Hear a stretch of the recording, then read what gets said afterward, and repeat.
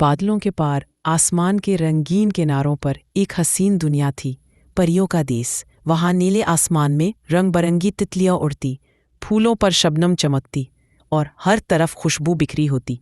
सब परियां चमकदार परों के साथ हंसती खेलती थीं, लेकिन एक दिन नूरी परी ने देखा कि आसमान की रोशनी मद्धम हो रही है।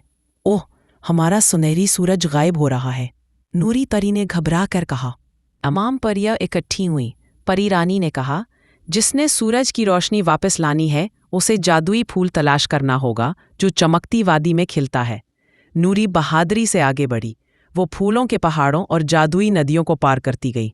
रास्ते में एक बोलता जगनू मिला जिसने कहा, अगर तुम नेकी और सच्चाई के दिल से चलोगी, रोशनी खुद तुम्हें। नूरी एक अंधेरे गार में पहुंची जहां एक सायादार देव पहरा दे रहा था।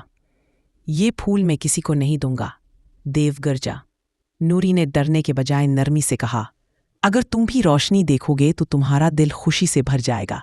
इसकी बात सुनकर देव का दिल पिघल गया। इसने जादुई फूल नूरी के हवाले कर दिया। नूरी ने फूल आसमान की तरफ उठाया और लम्हे भर में रोशनी लौट आई।